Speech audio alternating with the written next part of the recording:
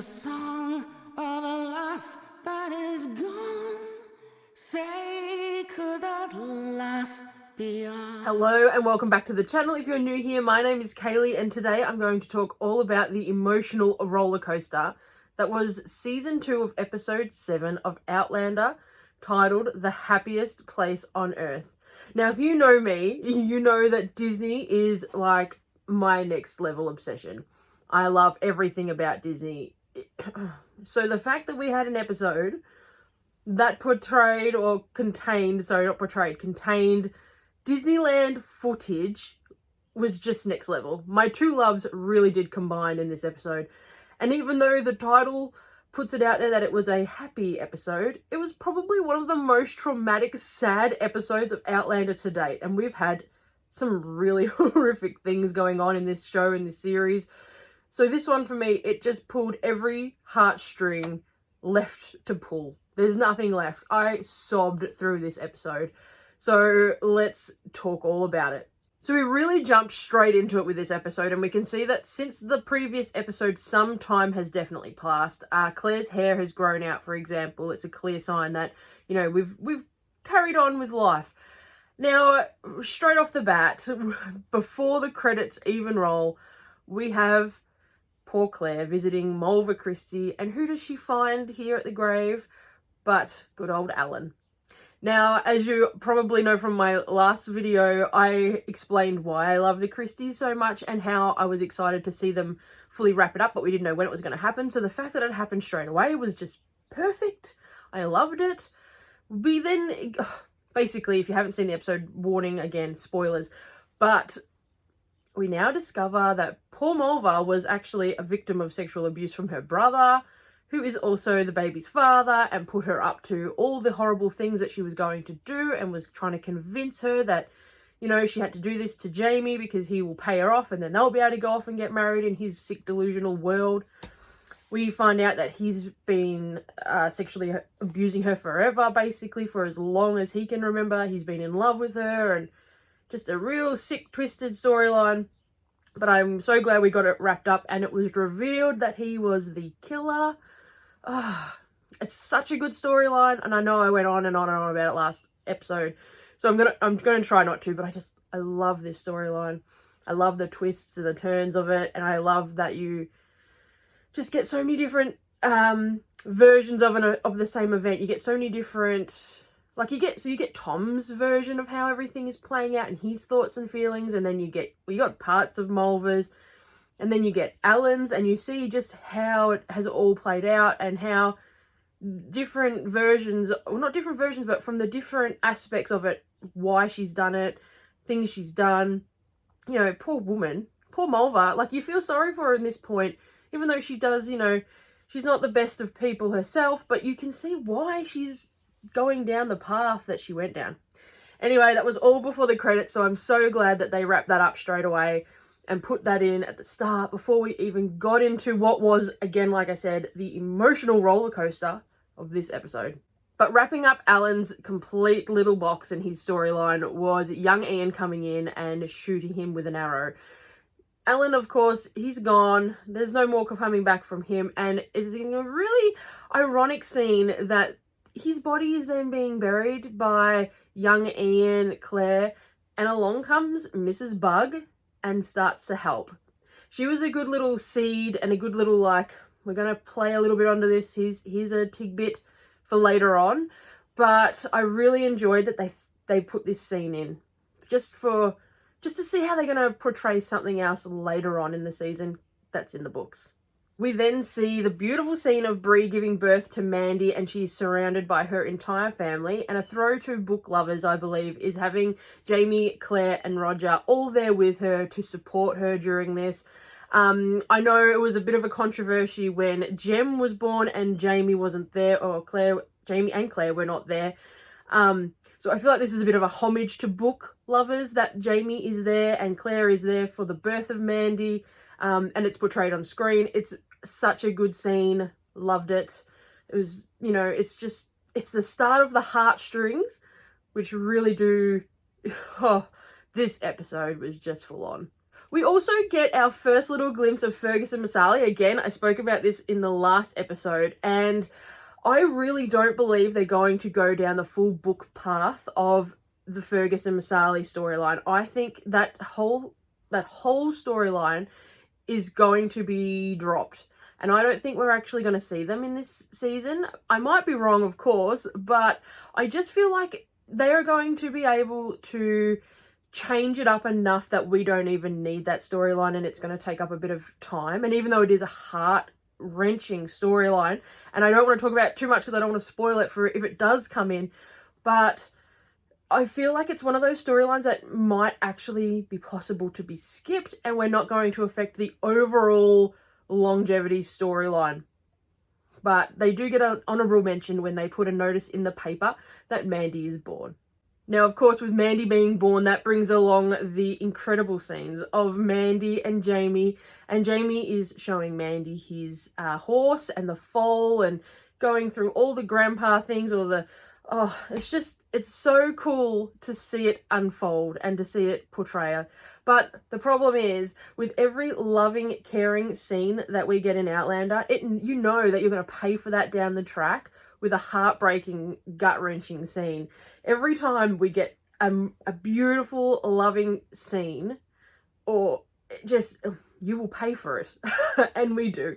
So we obviously get these scenes, and then we of course see Mandy bonding with Claire, and Claire starts to notice that things are not quite right with Mandy, and her fingertips are going blue.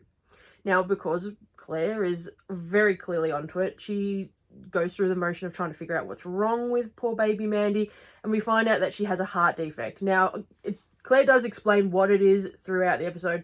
I'm not good with medical terms or anything like that, so I'm just going to stick with it's a heart defect. But if you want to talk about it in the comments, jump down there and do that, because I am really bad with, I know it was like the artery that whatever, I don't know, but feel free to explain it amongst yourselves in the comments.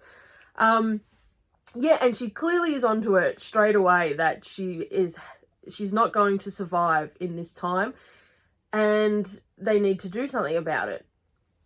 Which, I mean, it just really starts that, here we go, we got that loving scene that we were just talking about. Okay, now we're about to make you pay for that. Here it comes. Of course, as any family would do for their child, if they have the possibility of fixing the situation, they're going to do it. So the Mackenzie family decide it's time to go back. There are doctors in Bree and Roger's real time that are obviously going to be able to fix baby Mandy, and Claire knows this, and now Jamie knows this, and it's decided that the family are going to return to their own time. We know, of course, as soon as this is mentioned, that the tears are going to flow, and they did. They absolutely did. So what gets me about this storyline is just, you think it's goodbye forever, but we've had so many goodbyes through this series that even though I know, obviously I'm a book reader, so I know what's coming, but for TV fans only, are you at a point where it's like every time there's a goodbye, you know, or you think that they're going to return because of how many attempts at goodbyes we've had? And it's even mentioned by Claire to Bree later on in the episode that we've said goodbye twice thinking that it would be forever, and it hasn't been. So are we at a point now where it's like, okay, they're leaving, I don't think it's going to be forever, remembering how twisted this series can get, so spoiler free, it could be forever, I'm not telling you it's not, but are you at a point where it's like, oh, this has happened 2 or 3 times, people are saying goodbye and leaving, and then they're coming back, what's happening?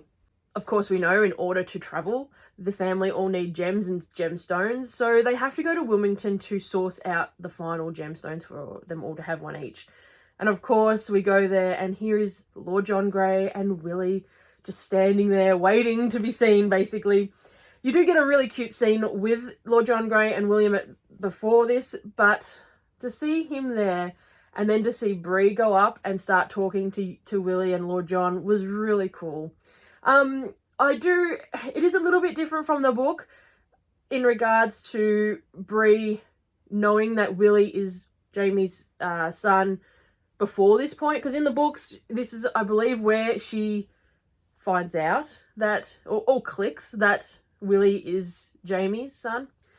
I might be wrong about that, but it's just so touching. And of course, poor Jamie, he comes along and he sees them standing there talking and gives Lord John this look of, wow, okay, yep, say nothing, and he goes on his way. But he gets that scene, he gets that in his mind, and he'll have that forever, his two children standing there talking.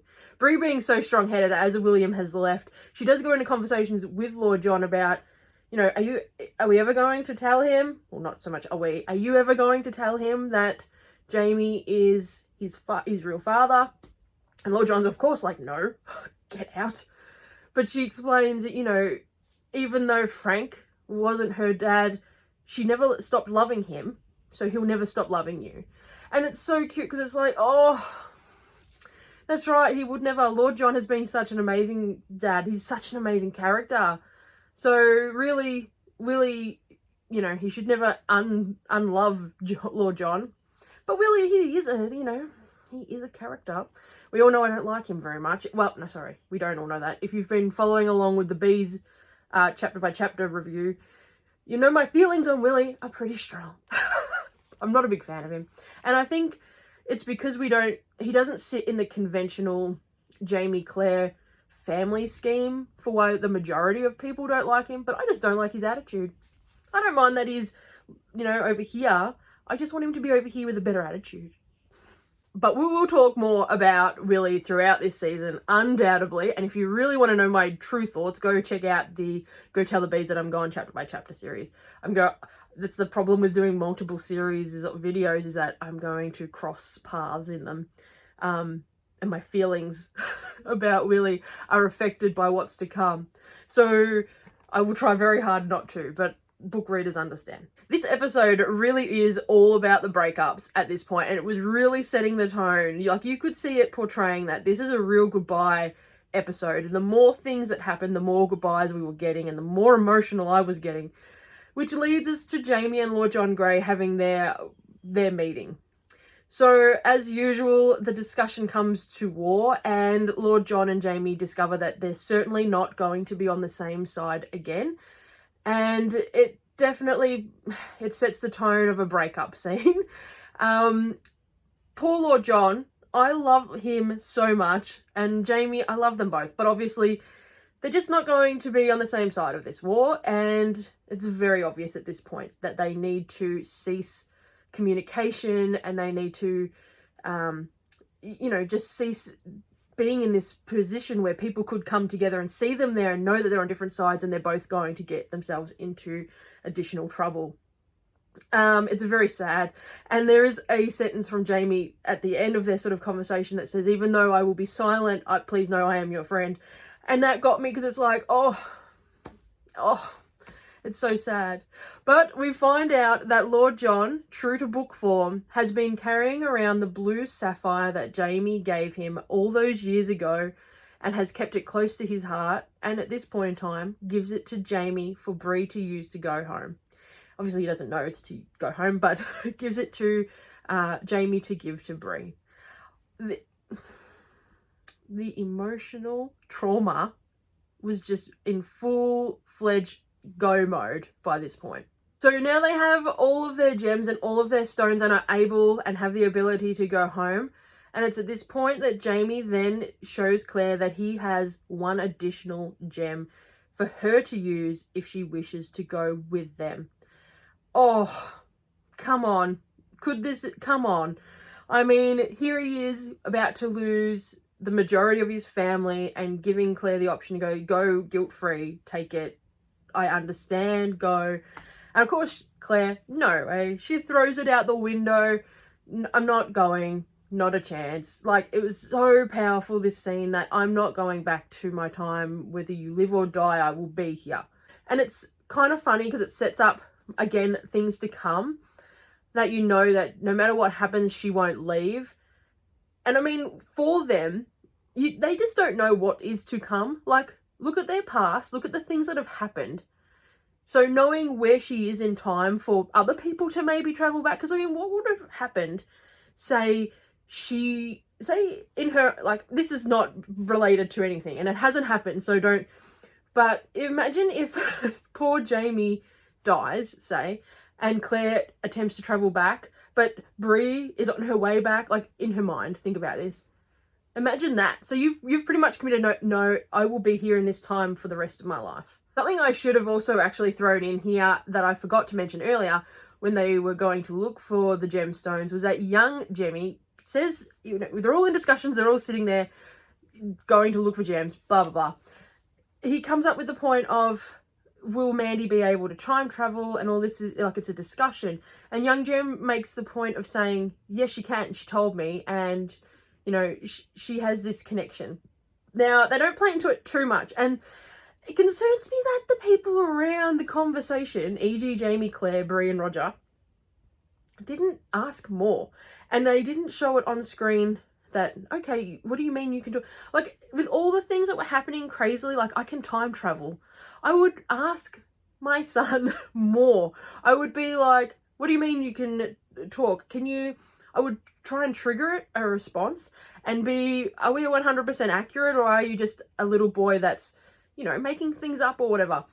Yeah, that happens a few times throughout this entire series, like not just this season, but throughout the entire series, where I'm like, why aren't they asking more questions? Why aren't they discussing this? Why aren't they talking about the possibilities of what's to come? I mean, you can time travel. There's more mystical things happening in this story. Why aren't we discussing it? But anyway, that's probably my one pet peeve about this whole thing, is that they don't discuss it. That drives me nuts. Then later on, so all this, happened before they went to Wilmington. Later on, Jamie and Claire are laying in bed and they're discussing Jamie's dream. Now, this is, again, something that's going to come up later in the season or series. But Jamie says how he sees Claire in his dream surrounded by what he believes is electric light. The only question Claire asks is, how can you see something that you haven't seen before? And Jamie says, I have done that for quite some time now. Like what? Tell me what you're seeing and we can talk about it, because I would want to know. Do you know what I mean? Like it's so just brushed over. Even in the books, it's just sort of brushed over at first. And it's like, why? Why would you not talk about it? Why would you not be like, we're going to find a possibility here. We're going to really deep dive. What can you see? Tell me what other dreams you've had. And I'd be like, okay, that's an airplane. Okay, that's the sun. Oh, the sun. That's a light. Okay, that's whatever. Oh, that drove me nuts. This scene is pretty controversial in the fact that the Fireflies are getting a lot of talking moments on the internet. But this scene, oh my goodness. The dialect and the dialogue between Jamie and Bree was so wonderful, and to have them talk about Disneyland and for Bree to explain how it, just for a few moments, it really is the happiest place on earth. I can totally relate to that. And there are people that don't like Disney and they're like, it's just a theme park. It's nothing.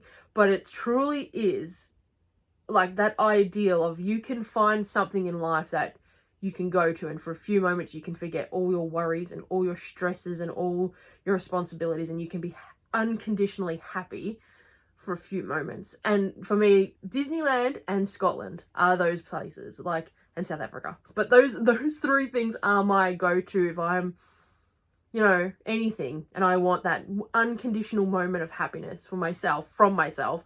That's what I go for. So I absolutely totally understood this. And of course, having Bree explain Mickey Mouse to Jamie was just too funny. I mean, it is something very hard to explain to someone that has no concept of the theme park or the whole, how do you explain a giant mouse living, like a giant man in a costume as a mouse whose name is Mickey? Like, it was so well done. I laughed and laughed and laughed. As I said earlier, we get these emotionally charged scenes that are so loving and so wonderful that we have to pay for them. And we did. When the Mackenzies are officially going and they head to the Stones to leave, we start to see all of the very sad goodbyes. We have Claire and Roger doing their goodbyes, and they're, you know, explaining how that Claire has thought Roger was a part of her family from the very first day they met. And we, of course, have Bree and Jamie exchanging their goodbyes. Jamie and Jem doing the whole, like, if you see a giant mouse named Michael, tell him I said hello. Oh, everything about this scene was so traumatic in the fact that it was so good, but it was so sad. And I mean, I'm a book reader, I know what's coming, I know it gets better, and it gets a lot worse, but it's just like,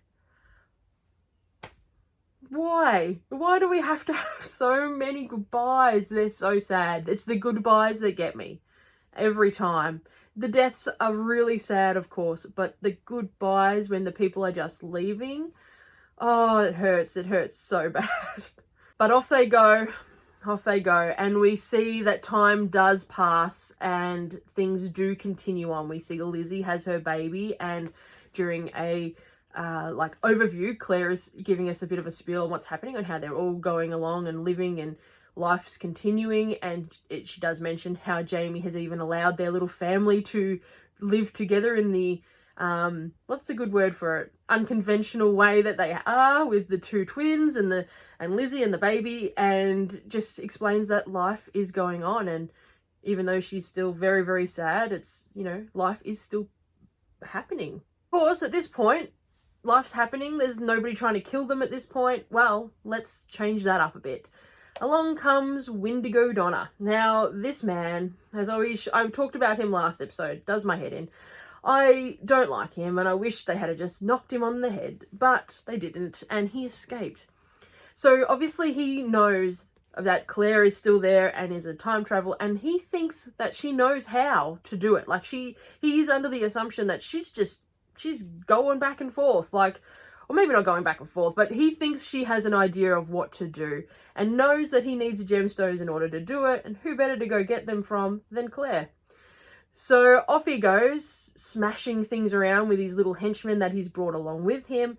And it's the little tie-in from Mrs. Bug earlier, we have some French gold discovered during their ransacking of the house. Now, straight away, and you have to be real quick to read these subtitles because they come up in a flash, we have Jamie and Mr. Bug having some very coarse words in Gaelic.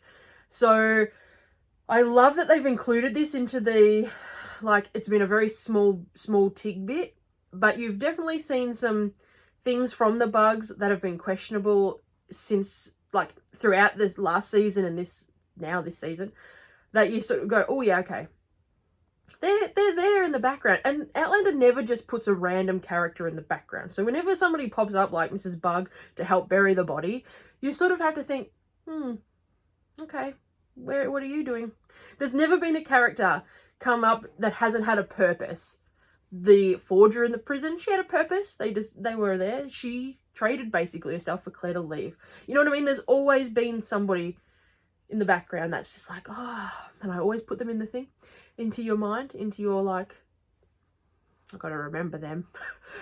And the Bugs are definitely one. They do have a bigger storyline in the books, and I do believe they're not going to go into it as much.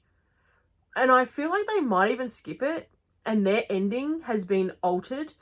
But we'll see what happens next week, because I haven't watched the preview for the next episode yet. I've avoided it. So I don't know if they're gonna, I don't know who's gonna survive. I mean, we know Jamie and Claire are gonna survive, but we don't know who else is going to survive the big boom of the house, which happened, and I hadn't said that yet. But we know Wendigo Donna at this point also throws the ether around, and a lights a match, and we have a big boom. So yes, I don't know what to say about the Bugs in regards to their storyline, because I don't know if they're going to survive. I feel like we might have had a different ending for the Bugs, but I don't know. We don't know. We'll have to wait and see for that one for next week, which I'm very excited about. Next week's episode is going to be very, very good, but I'll be surprised if I would really think that next week's episode is going to be a lot about Bree and Roger in their time, which we know they made it to because of the very cool scene with Jemmy flying his plane and then a real plane going above. So it's going to be very interesting to see what happens next week. I'm very excited to know. You know what? I probably should go watch the preview, but I don't know. Do you watch the previews? I'm pretty sure everybody except for me watches the previews for the next episode. Oh, I don't know what to do now. Should I watch the preview and then we could talk about it straight away in the next video? Drop that in the comments. Should I be watching the previews for the next episode? So in regards to the books, this episode really has sort of finished up A Breath of Snow and Ashes, or it's very, very close anyway. So as I said in the last episode, the book itself now, because we were up to, the last episode sort of ended around chapter 90-ish, so the rest of the book was really a lot about Bree being kidnapped by Stephen Bonnet, but obviously we've tied up that storyline, so we've now moved extensively through this book, and I do believe we'll be more into an Echo to the Bone from the next episode out, but I'm really interested to see if they do. I mean, there isn't really enough left of A Breath of Snow and Ash to I mean, there's a tiny bit of book, but they've really, just because of the jumbled storylines or the timing of the storylines, I don't believe they will. I believe from the next episode we're going to be completely into An Echo to the Bone, which is very exciting. It's a good book. I've really turned this into a book review, which is not what my intentions were, but I have started to read the comments on the previous video and you guys are loving it, so I'm really glad, because I love talking about the books. I love comparing them, so it's really, I don't know, I'm really interested to see what happens with the next book and what's going to be portrayed. For book readers, add a spoiler zone to your comment, but what do you think they're going to drop from the books? Because they have to drop some stuff. Even though this is an extended season, there is no way we are going to have every single storyline from An Echo to the Bone in the next 6 or 14 episodes. There's no way. They're going to have to drop some stuff. And I'd love to know what you think they're going to drop. Because our final season, I don't know if they've released how many episodes the final season is going to be, but there's a lot to do. There is a lot to do, and I've read certain things online about how they're going to end the entire show, but I don't know what I believe and what I don't. So, yeah, there's a lot to go through. There's just no way they're going to fit it all in, even with an extended season. It's concerning. So that's been my complete ramblings for this episode. I hope you have enjoyed it, and if you've made it all the way to the end, thank you very much. Thank you for continuing to support this channel. I very much appreciate it. And if you are new here, please click that subscribe button. It really does help. Yeah, let's try and get this next video up as soon as I can. It will be probably on the Sunday. I'm going to try so hard to get it up straight away so we're not delayed like these two have been, which will be much better. We can talk about it fresh-eyed and fully emotional, because that's what these are going to all be. I feel like all going to be emotional roller coasters. But yeah, feel free to talk about it in the comments below, what you think they're going to scrub out. I'm very excited to know. I hope you have a great weekend, because episode 3 is just like 2 days away. Bye.